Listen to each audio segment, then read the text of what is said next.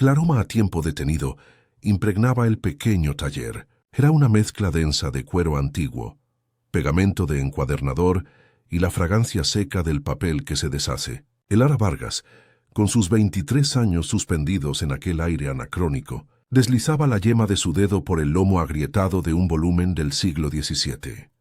Sus manos, manchadas de pigmentos y paciencia, se movían con una delicadeza casi reverencial, sanando las heridas del pasado. Cada libro que salvaba era un pedazo de su propia alma que lograba mantener intacto, un refugio contra la cruda realidad que la esperaba fuera de esos muros de piedra.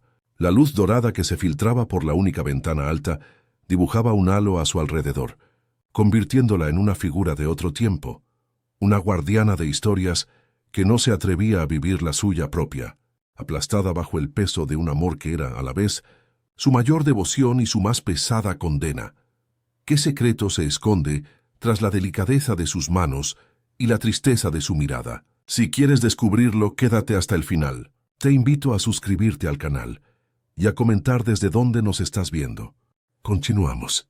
Su nombre era Elara, y su existencia era un susurro en las bulliciosas y laberínticas calles de Toledo. A sus 23 años, poseía una belleza serena, de esas que no gritan sino que invitan a ser descubiertas en el gesto contenido, en la melancolía de sus grandes ojos oscuros. Su trabajo como restauradora de libros no era una simple profesión, sino una extensión de su ser.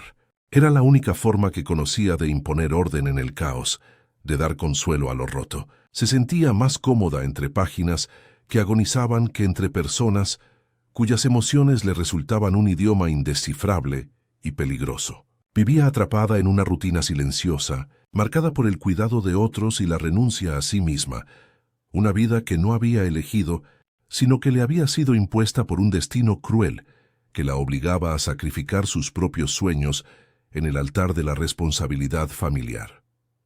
Su virginidad era el último territorio virgen de su alma, un santuario personal que protegía con una convicción casi feroz. No se trataba de un mandato religioso ni de un miedo paralizante, sino de un idealismo romántico tan frágil y antiguo como los libros que reparaba. Para Elara, la entrega física era la culminación de una confianza absoluta, el epílogo de una historia de amor verdadero que debía ser construida con tiempo, respeto y una conexión que trascendiera la piel.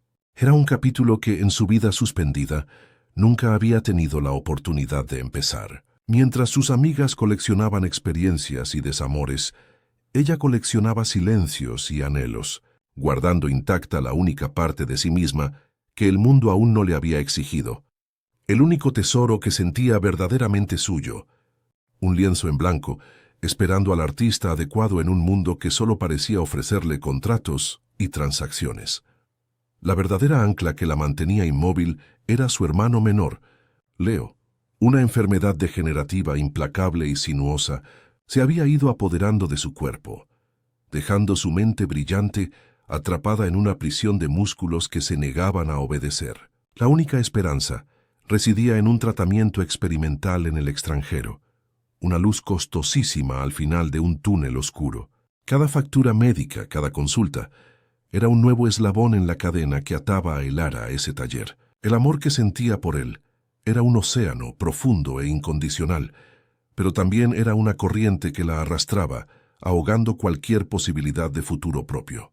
Por él, había renunciado a la universidad, a los viajes, a la simple levedad de ser joven. Por él, se levantaba cada mañana sintiendo el peso del mundo sobre sus hombros, sabiendo que su sacrificio nunca sería suficiente.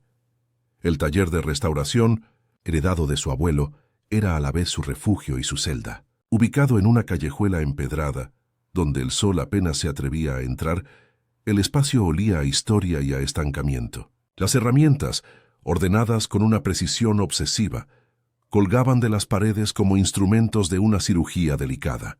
Los volúmenes en espera de su toque se apilaban en estanterías que llegaban hasta el techo, creando murallas de papel que la aislaban del exterior.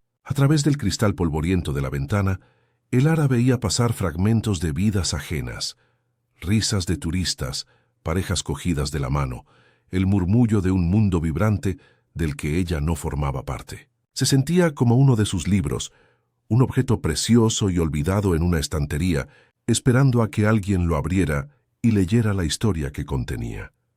En la quietud de las tardes, cuando el último rayo de sol se retiraba de la piedra, un vacío profundo se instalaba en el pecho de Elara. Se sentaba en el viejo taburete de madera, con las manos quietas sobre el regazo, y la invadía una sensación de irrealidad. Pasaba sus días devolviendo la vida a las palabras de otros, a las pasiones de desconocidos, a los dramas de épocas pasadas, mientras su propia narrativa permanecía en blanco. Era una espectadora de su existencia, una administradora de obligaciones que había olvidado cómo se sentía el deseo. Anhelaba algo que no podía nombrar, una sacudida, una ruptura en la monotonía asfixiante de sus días, un anhelo de sentir de verdad, aunque ese sentimiento fuera doloroso. Quería ser la protagonista de un solo párrafo de su propia vida, no solo la restauradora de las historias de los demás. El final de la jornada llegó con el sonido metálico de la persiana del taller al bajar. El silencio que siguió fue más denso, más personal. Mientras recogía sus cosas, el ruido de un motor potente, impropio de aquella callejuela ancestral, rompió la calma. A través de una rendija, vio un coche negro, lujoso y afilado como una cuchilla, detenido justo enfrente. Sus cristales tintados reflejaban la fachada de su viejo edificio, creando una imagen distorsionada, donde su mundo antiguo y humilde era absorbido por la opulencia moderna y depredadora de aquel vehículo. El coche no se movió, permaneció allí, como una bestia paciente esperando en la oscuridad, un presagio silencioso de que el mundo que estaba a punto de irrumpir en su vida no pediría permiso, simplemente entraría para tomar lo que quisiera. Un escalofrío recorrió su espalda, una premonición helada de que su jaula estaba a punto de cambiar de forma. La puerta de su casa, a pocos metros del taller, se abría a un mundo diferente. Si el taller olía a historia, su hogar olía a guisos económicos, a desinfectante y a la ansiedad contenida de su madre. Era un piso pequeño, de techos bajos y muebles heredados que habían visto demasiadas generaciones de preocupaciones. Las paredes, cubiertas con un papel pintado que se despegaba en las esquinas, parecían encogerse cada día un poco más, asfixiando el aire. Por las noches, el único sonido que rompía el silencio era la respiración asistida de Leo desde la habitación contigua y el murmullo incesante de la televisión, que su madre usaba como un narcótico contra la realidad. Este no era un hogar, era el cuartel general de una batalla perdida, un lugar donde el amor se medía en sacrificios y el futuro era una palabra prohibida. Su madre, Isabel, era una mujer cuya suavidad se había endurecido por el miedo. Amaba a sus hijos con una ferocidad protectora, pero su pragmatismo era una cuchilla afilada. En la cena, mientras Elara cortaba la comida de Leo en trozos diminutos, la conversación siempre giraba hacia el mismo punto. La hija de los panaderos se casa en primavera, comentaba Isabel sin mirarla directamente, removiendo la sopa con gesto cansado. Dicen que él tiene un buen puesto en Madrid. Una chica tan buena como tú, tan guapa, no debería marchitarse entre libros viejos. El amor es un lujo, Elara. La seguridad es lo que nos mantiene a flote. Cada palabra era una piedra más en la mochila de Elara, un recordatorio constante de que su valor, para su madre, no residía en su talento ni en su alma, sino en su capacidad para conseguir un buen partido. La relación con Leo era el eje sobre el que giraba su universo. Él era su sol y su agujero negro. Por la tarde, cuando el trabajo terminaba, se sentaba a su lado y le leía pasajes de las novelas de aventuras que ambos amaban. La voz de Elara era el vehículo para que su hermano viajara a mundos donde su cuerpo no le ponía límites. Pero en sus ojos, brillantes de inteligencia y frustración, Elara veía el reflejo de su propia jaula. Él estaba atrapado en su cuerpo, ella en su deber hacia él. Se sonreían, compartiendo un lenguaje silencioso de amor incondicional, pero bajo esa sonrisa latía una tristeza abrumadora. Cada gesto de cuidado, cada noche en vela, era un acto de amor puro y a la vez el entierro de una pequeña parte de sus propios anhelos. La presión financiera era una presencia física, un nudo constante en la garganta de Elara. Las cartas del banco y las facturas del hospital se acumulaban en un cajón de la cocina, ocultas a la vista de su madre para no aumentar su angustia. Por la noche, con la casa en silencio, las abría bajo la luz tenue de una lámpara. Las cifras bailaban ante sus ojos, números fríos y crueles que representaban la distancia entre la vida y la muerte de su hermano. La palabra experimental resonaba en su cabeza como una sentencia. Significaba esperanza, pero también un coste astronómico que su modesto trabajo jamás podría cubrir. La deuda no era solo dinero. Era un monstruo que devoraba su juventud, su sueño de estudiar bellas artes, su más mínima posibilidad de una vida normal. Su aislamiento social era casi total. Hacía años que no salía con amigas. Sus antiguas compañeras de instituto vivían en un universo paralelo de carreras universitarias, viajes de fin de semana y relaciones complicadas que Elara solo conocía por las fotos que veía en sus redes sociales. A veces se cruzaba con alguna por las estrechas calles de Toledo. El encuentro era siempre incómodo, lleno de promesas vacías de quedar un día. Hablaban de sus nuevos trabajos, de sus novios, de sus planes de futuro, y Elara asentía, sonriendo con una amabilidad que le costaba un esfuerzo titánico. Se sentía como una extranjera en su propia generación, una pieza de anticuario en un mundo que se movía a una velocidad vertiginosa, dejándola cada vez más atrás, anclada en sus responsabilidades. La rutina diaria era un corsé que la oprimía desde el amanecer hasta la noche. Despertar antes que nadie, preparar el desayuno y la medicación de Leo, abrir el taller, sumergirse en el silencio y la concentración durante 8 horas, sus manos moviéndose con una precisión mecánica. Cerrar, volver a casa, ayudar a su madre con la cena, cuidar de Leo hasta que se durmiera, y finalmente caer en la cama, demasiado exhausta para soñar. Los días se fundían unos con otros, indistinguibles, marcados solo por el lento deterioro de su hermano y el crecimiento implacable de las deudas. Era una existencia circular, una rueda de hámster de la que no había escapatoria. Se movía, trabajaba, respiraba, pero no vivía. Era un fantasma funcional en el escenario de su propia vida. El recuerdo de su padre era una presencia agridulce. Él le había enseñado el oficio, la pasión por la restauración, el respeto por las historias contenidas en cada libro, pero también les había dejado un legado de deudas y una visión romántica del mundo que no les servía para sobrevivir. Murió joven de un corazón que, según su madre, era demasiado grande para este mundo. A veces, Elara se detenía frente a su vieja mesa de trabajo, tocando las muescas que él había hecho en la madera, y sentía una mezcla de amor y resentimiento. Él había vivido su pasión, pero ella estaba pagando el precio. Había heredado su arte, pero también su incapacidad para enfrentarse a la cruda aritmética de la vida, una carga que ahora la aplastaba por completo. Una noche, mientras limpiaba el escaparate del taller, vio su propio reflejo superpuesto a los libros antiguos. La luz de la farola dibujaba ojeras bajo sus ojos y una tensión en su mandíbula que la hacía parecer mayor. ¿Quién era esa mujer? No reconocía la chispa que recordaba de su adolescencia. En su lugar, había una resignación opaca, una fatiga que iba más allá del cuerpo y se había instalado en su alma. Un deseo fugaz y prohibido la atravesó como un relámpago, el deseo de huir. Correr, desaparecer, empezar de cero en un lugar donde nadie conociera su nombre ni sus obligaciones. Pero la imagen de la sonrisa frágil de Leo apareció en su mente al instante, y la culpa fría y pesada la devolvió a la realidad, anclándola de nuevo a su puesto. Desde la pequeña ventana del ático donde dormía, podía ver a lo lejos la silueta de la moderna y opulenta zona residencial que se alzaba en una de las colinas que rodean Toledo. Por la noche, las luces de esas mansiones parecían estrellas artificiales, un firmamento de riqueza y poder inalcanzable. Se preguntaba qué clase de vida llevaban las personas allí, qué problemas podían tener quienes vivían en esas fortalezas de cristal y acero. Para ella, ese lugar representaba otro planeta, un mundo donde el dinero no era una soga al cuello, sino una herramienta para moldear el destino. Era el mundo que podía comprar la salud de su hermano, un mundo tan cercano en la distancia y tan infinitamente lejano a su realidad, un recordatorio visual de su impotencia.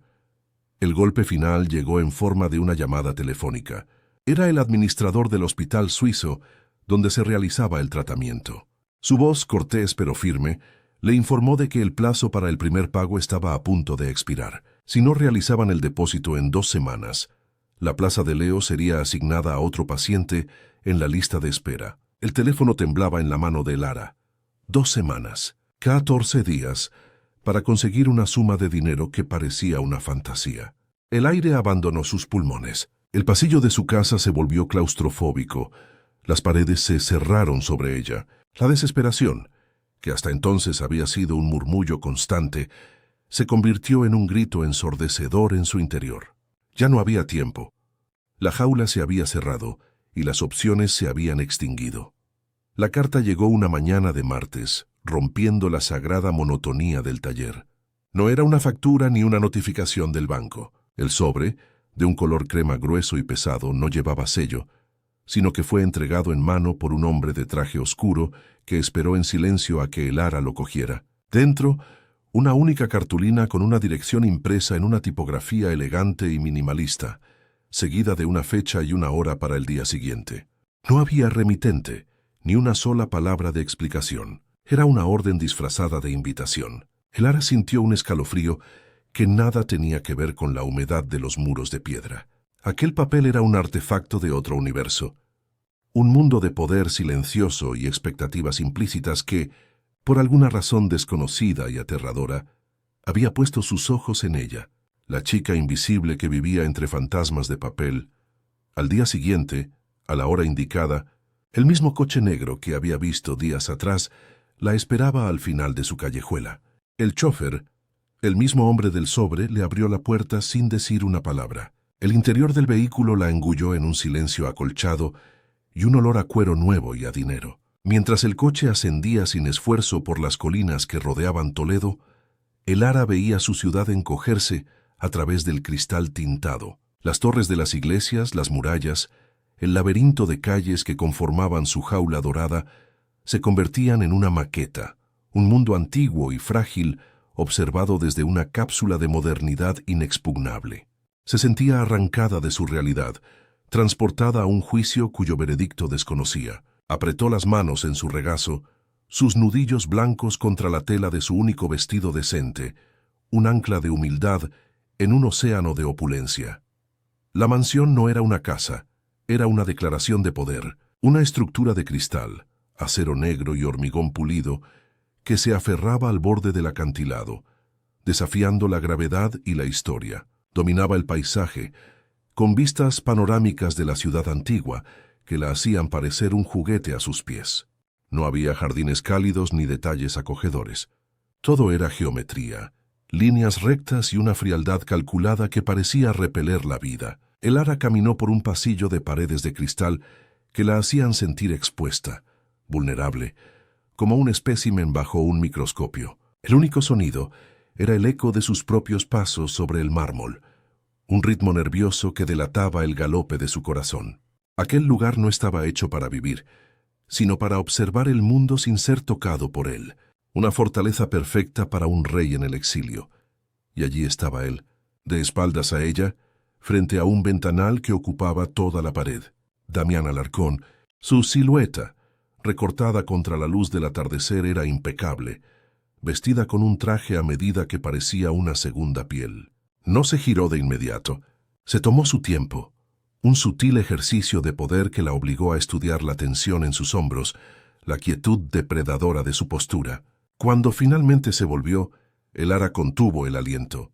Tenía unos ojos grises, fríos como el acero de su casa, que la analizaron sin prisa con una intensidad que la desnudó capa por capa. No había calidez en su mirada, solo una inteligencia afilada y una profunda, casi abismal soledad.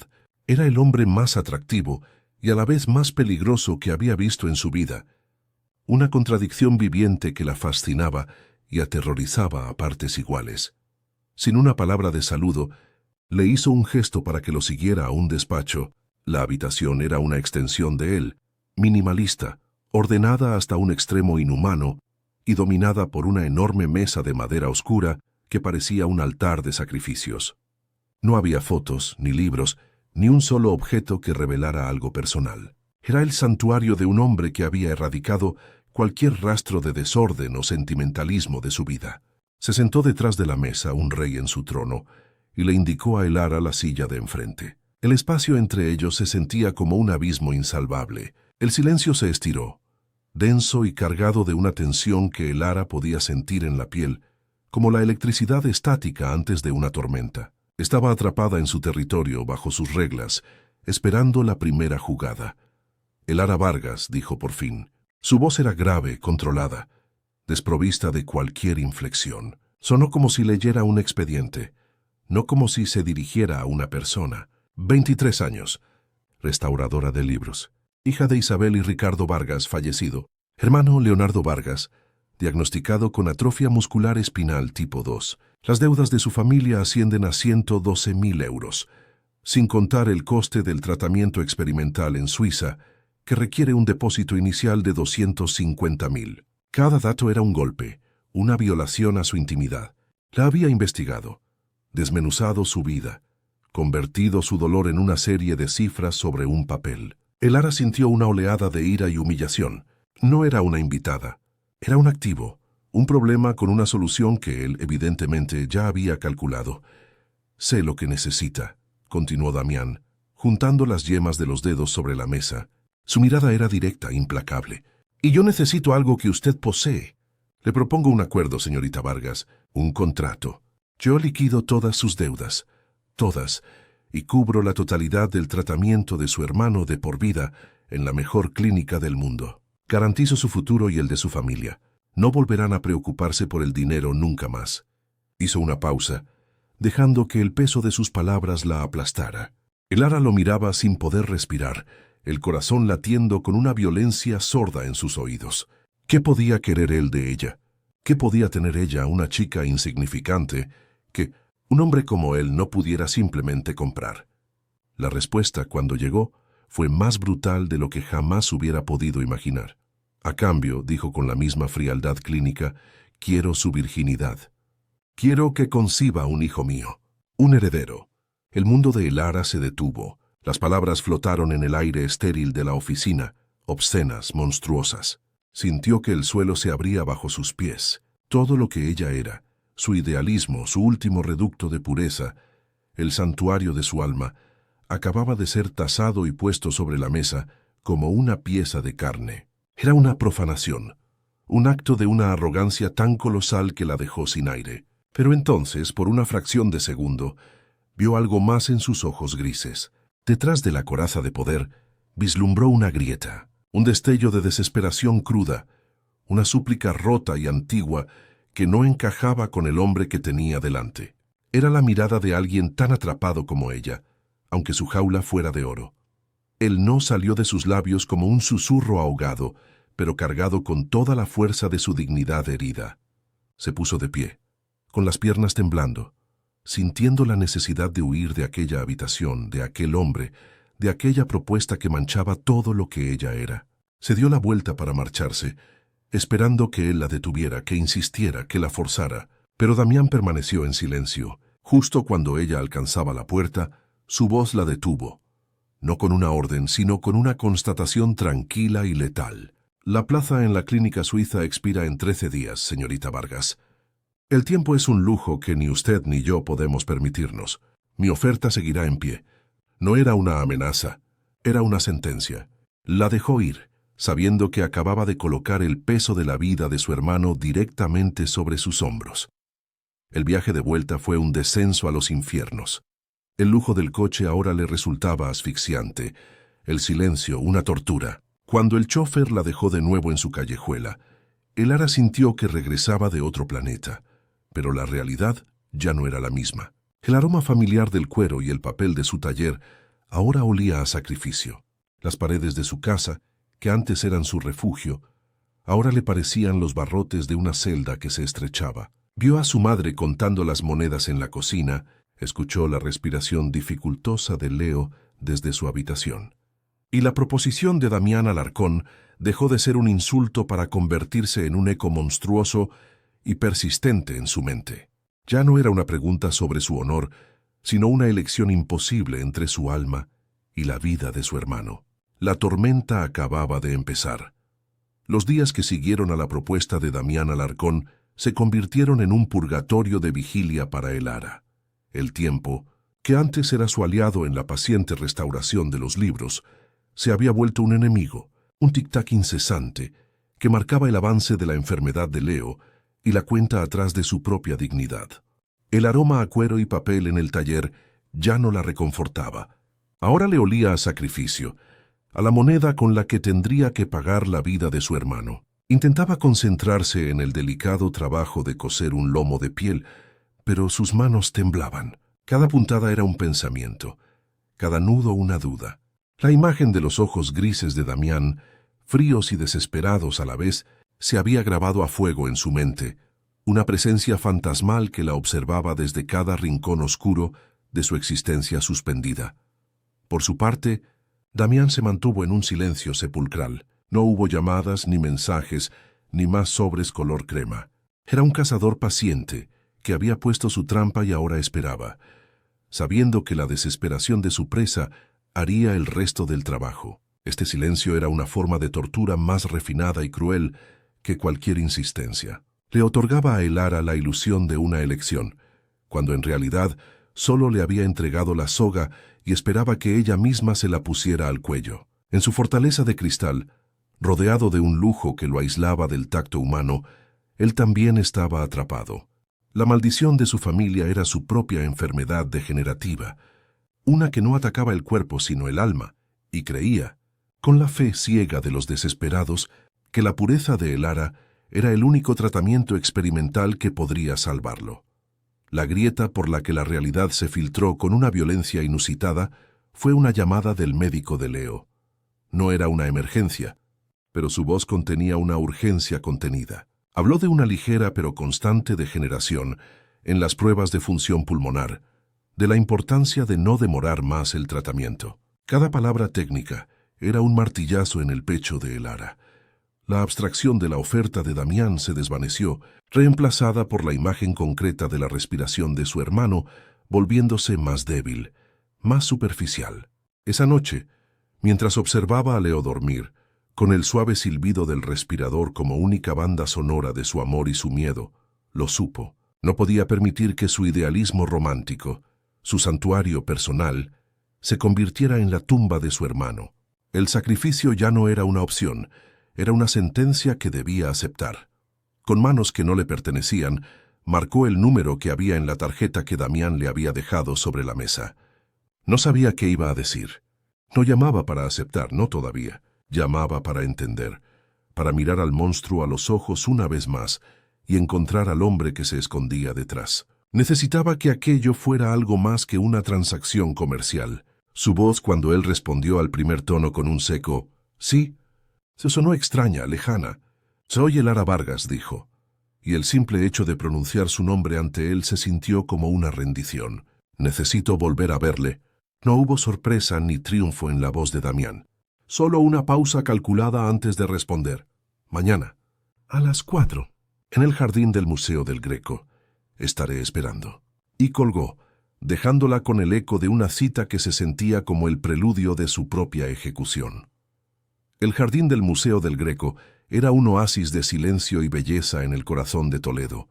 Un lugar donde el tiempo parecía haberse detenido de una forma amable, no opresiva como en su taller. Damián la esperaba junto a una fuente de mármol, vestido con una elegancia informal que lo hacía parecer aún más inalcanzable. El sol de la tarde se filtraba entre las hojas de los cipreses, dibujando patrones de luz y sombra sobre su rostro, suavizando por momentos la dureza de sus facciones. Elara se acercó con pasos lentos, sintiéndose una intrusa en aquel cuadro de serenidad, una mancha de angustia en un lienzo de paz.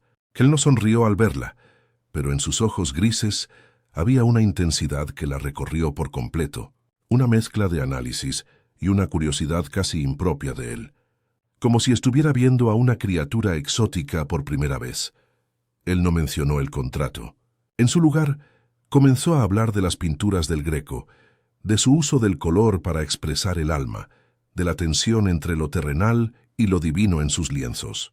Hablaba con una pasión fría, intelectual, pero Elara pudo percibir un conocimiento profundo, una sensibilidad que chocaba frontalmente con la brutalidad de su propuesta. La guió por los pequeños patios del museo, manteniendo siempre una distancia respetuosa, pero cargada de electricidad. Ella, por su parte, se encontró respondiendo, hablando de las técnicas de restauración de pigmentos antiguos, de cómo se puede leer la historia de un objeto a través de sus heridas. Por un instante, no eran un millonario y una joven desesperada. Eran dos almas solitarias hablando el único idioma que ambos entendían, el del arte, el de la preservación de la belleza en un mundo en decadencia. Fue entonces cuando él se detuvo frente a una vitrina que exhibía un pequeño libro de horas del siglo XVI. «Mi madre coleccionaba manuscritos», dijo Damián, y su voz por primera vez perdió su filo metálico para adquirir un matiz de nostalgia rota. «Tengo uno que era su favorito. Está dañado, el tiempo no ha sido amable con él». Levantó la vista del libro y la miró directamente. «Me preguntaba si podría echarle un vistazo. No como un trabajo, solo para darme su opinión». La petición la desarmó por completo. No era una orden ni una transacción. Era una ofrenda, un fragmento de su pasado, de su dolor que depositaba en sus manos. Él no solo le estaba pidiendo que evaluara un libro, le estaba mostrando una de sus propias heridas, la más profunda, la que lo había convertido en el hombre que era. En ese momento, el monstruo se desvaneció, y en su lugar apareció un hombre marcado por la pérdida, un hombre tan necesitado de restauración como los volúmenes que ella sanaba. Un impulso irrefrenable, una mezcla de compasión y una peligrosa ternura, nació en el pecho de Elara. El deseo de arreglarlo, de suavizar los bordes afilados de su soledad, se apoderó de ella. Era una trampa, lo sabía. Estaba humanizando al hombre que pretendía comprarla. Estaba permitiendo que las grietas de su armadura se convirtieran en puertas de entrada a su propio corazón. Pero no pudo evitar asentir. «Por supuesto», susurró. «Me gustaría verlo». La casi imperceptible relajación de los músculos de la mandíbula de Damián fue su única respuesta, pero para Elara fue más elocuente que cualquier palabra. Acababa de aceptar entrar en su fortaleza, y no solo en la de piedra y cristal. El siguiente encuentro fue en su mansión, pero esta vez él no la condujo a la gélida oficina, sino a su biblioteca personal. La habitación era sobrecogedora. Del suelo al techo, las paredes estaban cubiertas de estanterías de madera oscura, repletas de volúmenes perfectamente alineados. No era el caos creativo del taller de Elara, sino un archivo, un mausoleo de historias contenidas. Olía a cuero caro y a aire filtrado, no a polvo y a tiempo. Un enorme ventanal ofrecía una vista dominante de Toledo, recordándole a Elara su posición en aquel universo. Ella era la ciudad antigua, pequeña y vulnerable, observada desde la atalaya del poder. Damián se movía por el espacio con una familiaridad silenciosa, como un guardián de su propio santuario, un lugar que, a pesar de su belleza, se sentía profundamente solo. Él extrajo un pequeño volumen de una caja de seguridad y lo depositó sobre una mesa de lectura con una delicadeza casi reverencial. El libro estaba forrado en terciopelo azul, desgastado por el paso de los siglos y el tacto de las manos. El broche de plata estaba roto y algunas de las páginas de pergamino estaban manchadas por la humedad. Elara se acercó y casi sin pensar se quitó los guantes finos que llevaba. Sus dedos desnudos rozaron la cubierta con la sensibilidad de una experta. Damián observaba cada uno de sus movimientos, su mirada fija en sus manos, como si pudieran contarle un secreto que las palabras no podían expresar. Por un instante, el único sonido en la inmensa biblioteca fue el susurro del pergamino bajo las yemas de los dedos de Elara, un momento de intimidad frágil y profunda en medio de su guerra silenciosa. Cuando Elara extendió la mano para señalar una filigrana dañada en una esquina, sus dedos rozaron los de Damián, que descansaban junto al libro. Fue un contacto fugaz, accidental, pero la descarga eléctrica que recorrió a ambos fue tan real como un rayo. Elara retiró la mano como si se hubiera quemado, con el corazón martilleándole en la garganta. Damián se quedó inmóvil, pero ella vio cómo un músculo temblaba en su mandíbula, el único signo externo de la tormenta que se desataba en su interior. Levantaron la vista al mismo tiempo, y sus miradas se encontraron y se sostuvieron durante un segundo, que se estiró hasta el infinito. En ese silencio, todo cambió. Ya no había un contrato sobre la mesa. Había un hombre y una mujer, y entre ellos una atracción cruda, innegable y absolutamente prohibida, que amenazaba con quemar los cimientos de su acuerdo. Damián fue el primero en romper el contacto visual. Se levantó bruscamente y caminó hacia el ventanal dándole la espalda. La tensión en sus hombros era palpable. «¿El libro? ¿Cree que tiene arreglo?», se preguntó, pero su voz sonaba forzada, un intento desesperado por volver al terreno seguro de los objetos, lejos del campo de minas de las emociones. Clara tragó saliva, tratando de calmar el temblor de su cuerpo. «Todo lo que está roto puede ser reparado», respondió ella, y sus palabras flotaron en el aire, cargadas de un doble sentido que ninguno de los dos pudo ignorar.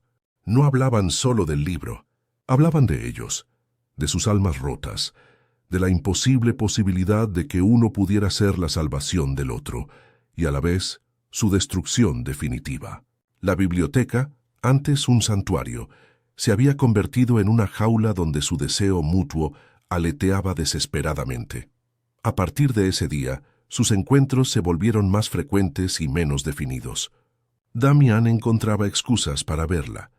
Consultas sobre la restauración del libro de su madre, un supuesto interés en adquirir una colección antigua para la que necesitaba su consejo. La llevaba a cenar a restaurantes discretos y elegantes, donde hablaban durante horas, no de negocios sino de la vida. Él escuchaba con una atención que la desnudaba, absorbiendo sus pequeñas historias sobre su infancia, sobre su amor por los libros, sobre sus sueños olvidados. Era como si estuviera intentando memorizar cada pieza de ella, cada fragmento de la mujer cuya esencia se proponía comprar. Y el ara, a su pesar, se encontraba abriéndose, mostrando la calidez de su mundo a un hombre que solo había conocido el frío del poder y la soledad. El dilema moral de el ara se convirtió en una tortura diaria.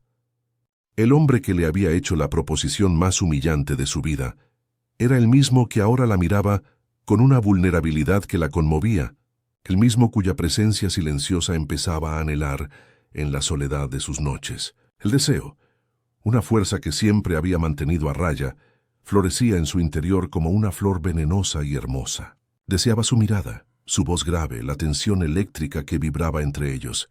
Se sentía profundamente culpable. ¿Estaba traicionando sus principios o estaba descubriendo que sus principios eran una jaula tan opresiva como la de sus deudas? La línea entre el sacrificio por su hermano y su propio y naciente deseo por Damián se había vuelto peligrosamente borrosa, y temía el momento en que ya no pudiera distinguirlas. Una tarde, mientras conducían sin rumbo por las carreteras secundarias que serpenteaban entre los olivares, él rompió su habitual reserva. «Mi padre murió esperando un milagro», dijo con la vista fija en el horizonte. «Amaba a mi madre de una forma que lo consumió. Cuando ella murió, una parte de él se fue con ella. Se convenció de que nuestra familia estaba maldita, que el amor era un veneno para nosotros. Pasó el resto de su vida construyendo muros para protegerme de él». No la miró al confesarlo, pero el ara sintió el peso de generaciones de dolor en sus palabras. Comprendió entonces la raíz de su propuesta. No era solo la búsqueda de un heredero, era un intento desesperado de burlar a su destino, de obtener lo que necesitaba sin arriesgarse a sentir, sin arriesgarse a amar. El ara sintió una oleada de empatía tan intensa que le dolió. Vio al niño asustado bajo la armadura del millonario, al hombre que había renunciado al amor por miedo a la pérdida. Sin pensar, extendió la mano y la posó suavemente sobre el antebrazo de él, sobre la tela cara de su chaqueta. Él se tensó bajo su tacto, pero no se apartó. Fue un gesto simple, un puente de calidez humana tendido sobre el abismo de sus soledades. «El amor no es un veneno, Damián», susurró ella. «Es lo único que nos salva». Él giró la cabeza y la miró, y en sus ojos grises ya no había frialdad, sino un tormento tan profundo, un anhelo tan desnudo, que Elara sintió que se ahogaba en él. Sabía que había cruzado una línea, que le había ofrecido un consuelo que ninguno de los dos podía permitirse. Cuando el coche se detuvo de nuevo al final de su callejuela, la noche había caído sobre Toledo. Las luces de la ciudad antigua parecían estrellas caídas, frágiles y lejanas. Ninguno de los dos habló. El silencio en el interior del vehículo era denso, lleno de palabras no dichas, de deseos no expresados, de decisiones no tomadas. Él no la presionó sobre el contrato, no mencionó el dinero ni el tiempo que se agotaba. Simplemente la miró, y en esa mirada estaba todo: la brutalidad de su oferta, la vulnerabilidad de su herida, la imposibilidad de su atracción. Elara salió del coche y se quedó de pie en la acera, sintiendo el frío de la noche en su piel. Lo vio alejarse, una sombra poderosa que se llevaba consigo una parte de ella. Ya no se trataba de salvar a su hermano, se trataba de salvarse a sí misma de un hombre que podía sanar todas sus deudas y al mismo tiempo romperla para siempre. La llamada llegó a las 2 de la madrugada, rasgando el frágil silencio de la noche. La voz del médico, al otro lado de la línea, era una mezcla de profesionalismo y una urgencia mal disimulada. Hablaba de una crisis respiratoria, de una saturación de oxígeno peligrosamente baja, de la necesidad de trasladar a Leo a la unidad de cuidados intensivos. Cada término clínico era un martillo que golpeaba el alma de Elara, demoliendo los últimos vestigios de su indecisión. La tormenta que azotaba Toledo esa noche era un pálido reflejo de la que se desataba en su interior. Aferrada al teléfono, con la lluvia golpeando furiosamente los cristales de su ventana, tomó la única decisión que le quedaba. Ya no era una cuestión de honor o de sueños románticos, era una carrera contra la muerte, y ella estaba dispuesta a pagar cualquier peaje, a vender cualquier parte de sí misma para ganarla. El taxi ascendía por la colina como un barco perdido en un océano de asfalto mojado. A través de la ventanilla empañada, Elara veía cómo su mundo, el casco antiguo de Toledo, se convertía en un laberinto de luces borrosas, un recuerdo frágil y distante. Dejaba atrás el corazón de piedra de su vida para dirigirse a la fortaleza de cristal que representaba su única y terrible salvación. No llevaba nada consigo, solo la ropa que se había puesto a toda prisa y el peso de una rendición que se sentía como una traición a todo lo que había sido hasta ese momento. Cada curva del camino era un paso más hacia un territorio desconocido, un acto de transgresión irreversible. Estaba huyendo de su vida, de sus principios, para correr hacia los brazos de un contrato que la salvaría y la destruiría al mismo tiempo, una polilla volando directamente hacia la llama más fría y brillante. La puerta, una losa de acero negro y cristal opaco, se abrió antes de que tuviera tiempo de llamar. Damián estaba allí, de pie en el umbral, recortado contra la luz cálida y minimalista del vestíbulo. No llevaba uno de sus trajes impecables, sino un sencillo pantalón oscuro y una camisa de lino arrugada, como si la tormenta exterior también hubiera desordenado su mundo interior. Su pelo estaba revuelto, y en sus ojos grises no había ni rastro de triunfo, sino una expresión de sorpresa y una inquietud casi palpable. La vio empapada, temblando, con el rostro pálido y los ojos desorbitados por el pánico y la desesperación. Y por un instante, la armadura del millonario implacable se resquebrajó, dejando al descubierto al hombre que había dentro, un hombre que parecía tan perdido como ella ante la fuerza bruta de aquella noche y de la decisión que la había llevado hasta su puerta. Acepto. La palabra se rompió en sus labios, un susurro ronco que apenas se oyó por encima del rugido del viento. Él no dijo nada, simplemente se hizo a un lado para dejarla entrar en el silencio sepulcral de la mansión. El calor artificial del interior la envolvió, pero no pudo detener el temblor que la sacudía desde dentro. Se detuvo en medio del inmenso vestíbulo, sintiéndose diminuta, una pieza rota en aquel museo de perfección. Se giró para enfrentarse a él, reuniendo las últimas fuerzas de su dignidad. «Pero tengo una condición», dijo, y su voz, aunque temblorosa, era firme. Cuando ocurra, quiero que me mires a los ojos. No quiero ser un objeto ni un contrato. Quiero que veas a la mujer cuya vida estás comprando». Damián la observó durante un largo momento, y en la profundidad de su mirada, Elara vio una batalla silenciosa. Finalmente asintió, un gesto lento y solemne que sellaba el pacto con un peso mucho mayor que el de cualquier firma. El dormitorio era un santuario de soledad, un espacio vasto y despojado de cualquier calidez personal. Las sábanas de seda gris sobre la enorme cama parecían un lago helado bajo la luz indirecta que emanaba de las paredes. Un único ventanal, del suelo al techo, mostraba el espectáculo furioso de la tormenta, los relámpagos iluminando intermitentemente la ciudad a sus pies. Elara estaba sentada al borde de la cama, envuelta en un albornoz de seda que Damián le había ofrecido. Se sentía como una ofrenda sacrificial en un altar moderno. El miedo era una presencia física, un nudo frío en su estómago, pero bajo él latía algo más, una extraña calma, la resignación de quien ha llegado al final del camino. Había entregado las armas, estaba a punto de entregar la última fortaleza de su ser, y en el silencio de aquella habitación esperó a que su comprador viniera a reclamar su propiedad.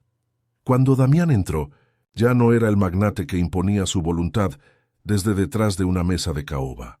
Se movía con una vacilación casi impropia de él, sus pasos silenciosos sobre la alfombra de lana. Se detuvo a una distancia prudencial, como si temiera acercarse demasiado, como si ella fuera un animal herido que pudiera huir o atacar. Sus manos, normalmente quietas y controladas, se abrieron y cerraron a sus costados, un gesto de incertidumbre que la desarmó por completo. La miró cumpliendo ya la primera parte de su promesa, y en sus ojos no había deseo de posesión, sino una mezcla indescifrable de reverencia, arrepentimiento y una profunda y abrumadora soledad.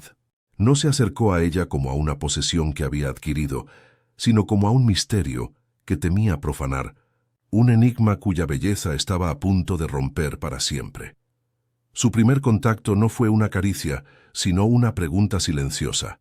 Levantó la mano lentamente y posó las yemas de sus dedos en su mejilla. Su piel estaba fría, pero el roce encendió un fuego que recorrió a Elara desde la cabeza hasta los pies. Ella no se apartó. Sostuvo su mirada, un universo de miedo, desafío y una incipiente curiosidad que se reflejaba en el tormento de los ojos de él. El mundo exterior, con la tormenta y la ciudad y el hospital, donde su hermano luchaba por respirar, se desvaneció. Solo existía aquel espacio suspendido en el tiempo, aquel dormitorio en la cima del mundo, y la conexión eléctrica que vibraba entre ellos. El contrato, las cifras, las condiciones, todo se disolvió en la intensidad de aquella mirada. Él inclinó la cabeza y sus labios, al rozar los de ella, fueron tan suaves y tentativos como una confesión. El momento de la entrega fue una colisión de mundos, un acto de una intimidad tan devastadora que borró todas las fronteras. El dolor inicial, agudo y real, fue rápidamente eclipsado por una oleada de sensaciones que nunca había imaginado. No fue el acto frío y calculado de un contrato, sino una exploración torpe y desesperada de dos almas rotas que buscaban consuelo en la oscuridad. Damián cumplió su promesa. No apartó la mirada ni un solo instante. Sus ojos fueron el ancla de Elara en aquel océano de emociones nuevas y aterradoras, y en el clímax de aquella unión profana y sagrada, cuando el placer y el dolor se fundieron en un único punto incandescente, él susurró su nombre. No fue una palabra, fue un lamento, una súplica. El reconocimiento de que en ese instante, en ese acto concebido para crear un heredero, acababa de encontrar algo que temía perder mucho más, a ella. El silencio que siguió fue más profundo que el de la tormenta amainando en el exterior. La lluvia ahora era solo un murmullo suave contra el cristal. Yacían uno al lado del otro, sin hablar, envueltos en el aroma de su piel y del pecado compartido. Elara esperaba que él se levantara, que se distanciara, que volviera a erigir los muros de su frialdad ahora que el contrato estaba cumplido. Pero no lo hizo.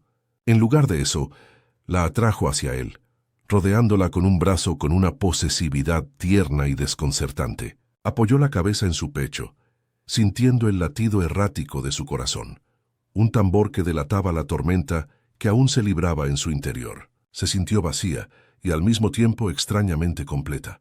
Había vendido su cuerpo, pero en el proceso, algo mucho más peligroso había sido intercambiado, un fragmento de sus almas. Con las primeras luces del alba, grises y frías como los ojos de él, la realidad comenzó a filtrarse de nuevo en la habitación. El contrato se había cumplido. El dinero sería transferido. La vida de su hermano estaría a salvo. Pero mientras Damián dormía a su lado, con el rostro despojado de su máscara de poder y mostrando una vulnerabilidad casi infantil, Elara supo que nada era tan simple. Aquello no había sido una transacción. Había sido una transgresión mutua. Ella había roto sus principios y él había roto su regla más importante, la de no sentir. Se habían encontrado en el punto más bajo de sus desesperaciones y en lugar de una simple colisión, habían provocado una fusión. Estaban atados, no por un documento legal, sino por el conocimiento íntimo y devastador de las heridas del otro, una cadena mucho más fuerte y peligrosa que cualquier contrato. Elara despertó con la certeza de un final. La cama inmensa y fría era un campo de batalla donde la noche anterior se había librado una guerra silenciosa. Estaba sola. El espacio que Damián había ocupado a su lado era ahora un vacío gélido, una ausencia que gritaba más que cualquier presencia. La tormenta exterior había cesado, dejando tras de sí un silencio de cristal, frágil y cortante. Se sentía hueca, profanada no tanto por el acto físico, sino por la cruda transacción que lo había precedido. En la mesita de noche, junto al albornoz de seda que aún olía a él, su teléfono vibró con una notificación. Era un mensaje del banco. La transferencia se había hecho efectiva. Una suma de dinero con tantos ceros que parecía irreal. Su hermano estaba a salvo. El contrato estaba cumplido. Y ella, Elara Vargas, la guardiana de historias ajenas, acababa de vender el prólogo de la suya por un precio incalculable.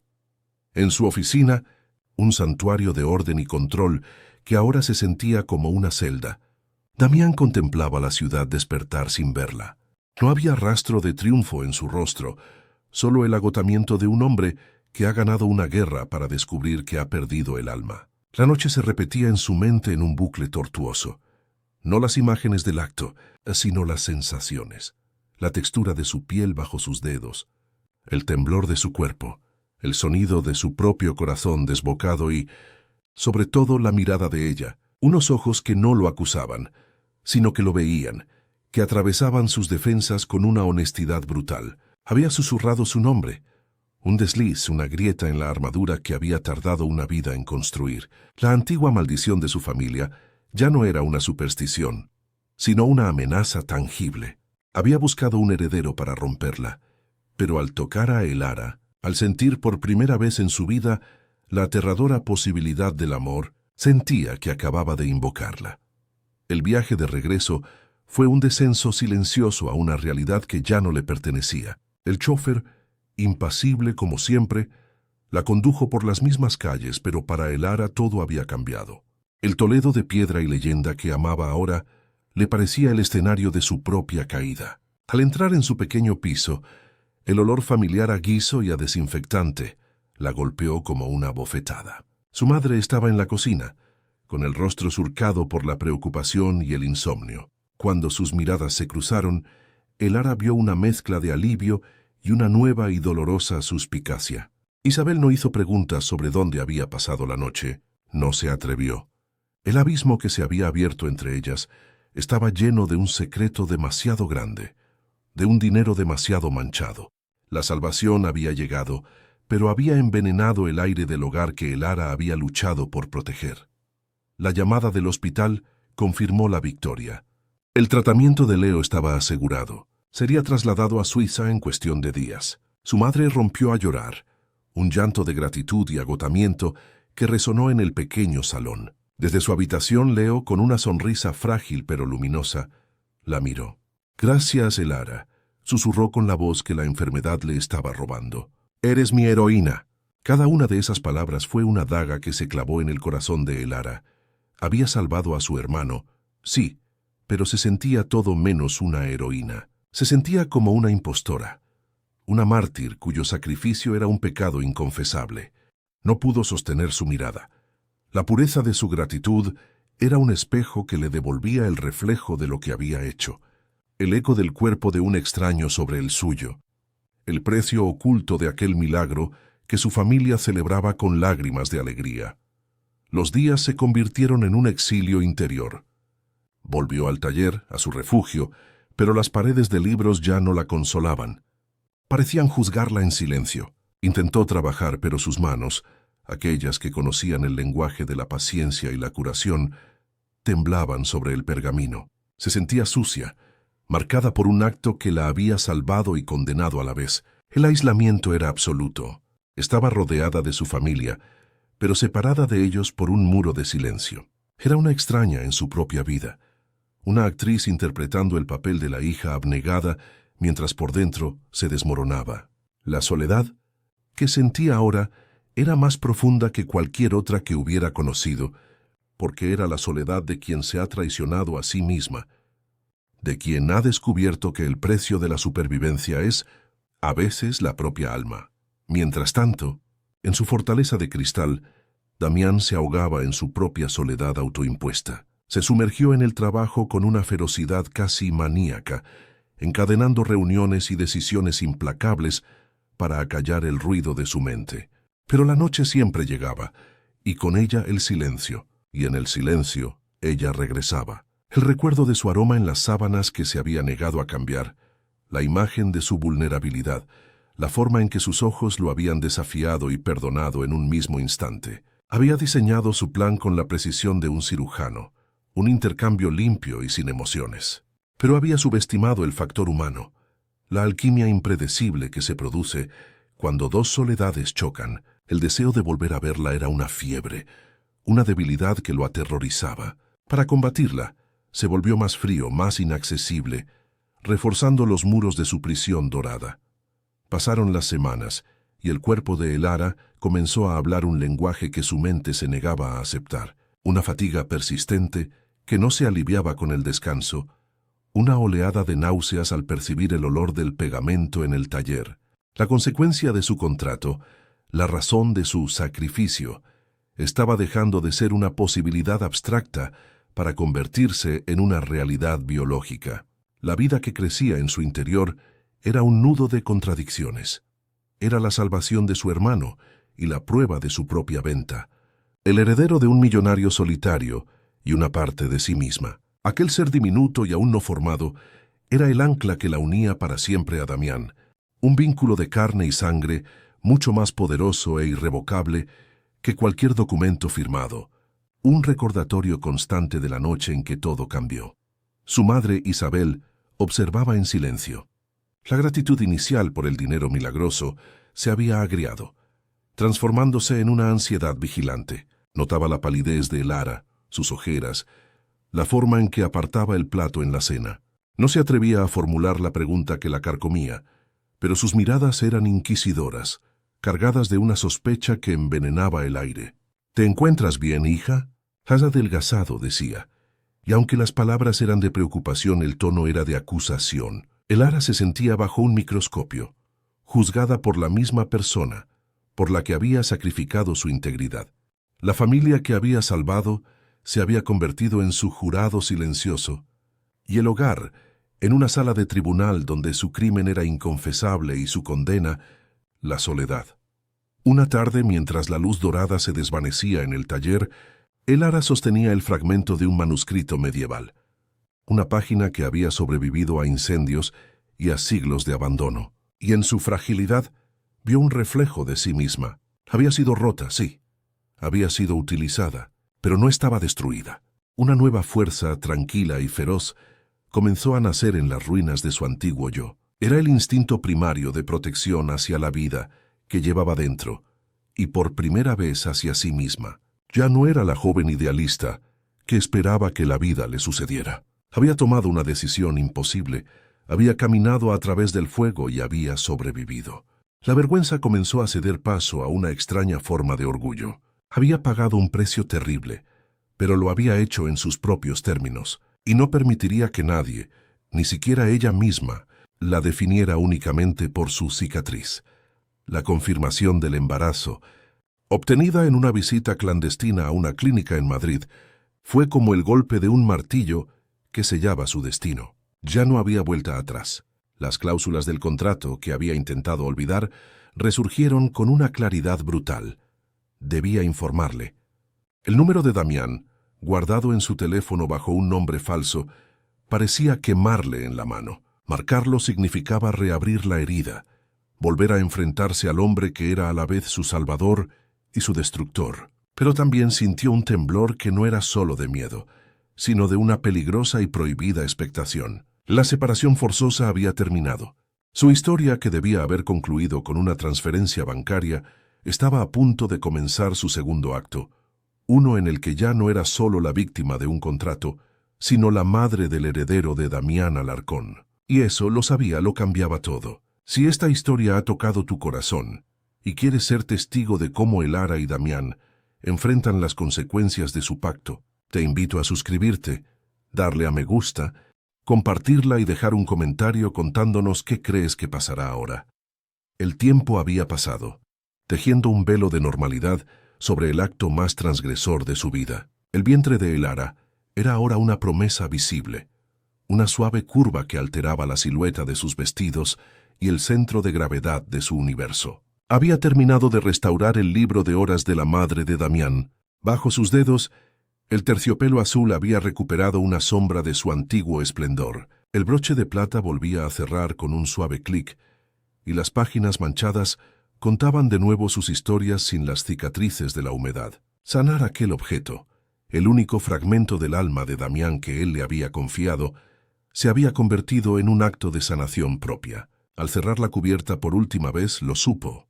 No podía permitir que la historia de su hijo comenzara con el silencio de un contrato cumplido. Debía devolverle el libro, debía enfrentarse a él, no como la chica que vendió su virginidad, sino como la mujer que llevaba a su heredero. El viaje hacia la fortaleza de cristal fue, esta vez, un acto de afirmación. No había tormenta, solo un sol pálido de otoño que doraba las piedras de Toledo. Sentada en el asiento trasero del taxi, con el libro envuelto en seda descansando en su regazo, Elara no sentía el pánico de aquella noche lejana, sino una calma extraña y sólida. Ya no era una víctima corriendo hacia su verdugo, sino una protagonista que caminaba hacia el siguiente capítulo de su historia, uno que ella misma escribiría. La mansión, al aparecer en la cima de la colina, ya no le pareció una amenaza, sino una jaula de oro y soledad que ella estaba a punto de abrir, no con una llave, sino con la simple y abrumadora verdad de su presencia. Era la guardiana de una nueva vida, y ese conocimiento le confería una dignidad que ninguna humillación pasada podía arrebatarle. Él mismo abrió la puerta. El Damián Alarcón que la recibió no era el magnate frío ni el amante vulnerable de aquella noche. Era un hombre suspendido en el purgatorio de su propia creación, más delgado, con una sombra de agotamiento bajo sus ojos grises. Su mirada cayó primero sobre el libro que ella sostenía y luego, inevitablemente, sobre su vientre. El impacto lo dejó sin aire, un golpe mudo que resquebrajó su máscara de control. Se quedó inmóvil en el umbral, un rey despojado de su armadura ante la evidencia innegable de su conexión, ante la consecuencia viva de su pacto. El poder, el dinero, los muros que había construido a su alrededor, todo se desvaneció ante la imagen de aquella mujer, de pie en su puerta, llevándole a la vez el pasado sanado de su madre y el futuro incierto de su linaje. Sin esperar una invitación, Elara entró en el vestíbulo. El silencio del lugar era el mismo, pero ella ya no se sentía intimidada por él. Se acercó a una mesa de mármol y depositó suavemente el libro, desenvolviéndolo de la seda. «Está curado», dijo, y sus palabras resonaron en el espacio vacío, cargadas de un significado que trascendía el objeto. Damián se acercó con pasos lentos, como si temiera que el libro o ella pudieran desvanecerse. Sus dedos, largos y pálidos, rozaron la cubierta restaurada, trazando la línea de una costura que antes era una herida abierta. Era un trabajo perfecto, un milagro de paciencia y delicadeza. El libro no solo estaba reparado, parecía haber vuelto a la vida. Un testamento del poder de Elara para encontrar y sanar la belleza en lo que el mundo había dado por perdido, incluido quizás él mismo. Finalmente, él levantó la vista del libro y la miró. El tormento en sus ojos era un océano. «¿Qué es lo que quieres, Elara?», preguntó, su voz ronca por la emoción contenida. Ella sostuvo su mirada firme, sin rastro de la joven asustada que había sido. «No he venido a pedir nada que el dinero pueda comprar», respondió con una calma que lo desarmó. «He venido para que conozcas la historia que empezamos a escribir esa noche. Esta ya no es la historia de un contrato, Damián. Es la historia de un niño. Nuestro hijo». Hizo una pausa, dejando que la verdad se asentara entre ellos. «Y quiero que decidas, no como el millonario que cierra un trato, sino como el hombre que eres, qué capítulo quieres escribir a continuación». No esperó su respuesta. La elección, por primera vez, era enteramente suya. Se dio la vuelta y caminó hacia la puerta, dejando tras de sí el eco de sus palabras y el peso de una nueva posibilidad. Damián se quedó paralizado, solo en la inmensidad de su casa, con el libro de su madre en una mano y el futuro en la otra. La vio marcharse, una figura de fuerza silenciosa que se alejaba hacia la luz del sol libre. El Ara no sabía si él la seguiría, si elegiría ser un padre o solo un benefactor, pero mientras descendía la colina, con una mano protectora sobre su vientre, sintió una paz profunda. Había recuperado su narrativa. El final de su historia aún no estaba escrito, pero por primera vez sentía que la pluma estaba en sus manos. Si quieres imaginar qué decisión tomará Damián y qué futuro le espera a esta nueva familia, te invito a suscribirte, darle a me gusta, compartir este relato y contarnos en los comentarios cómo te gustaría que continuara su historia.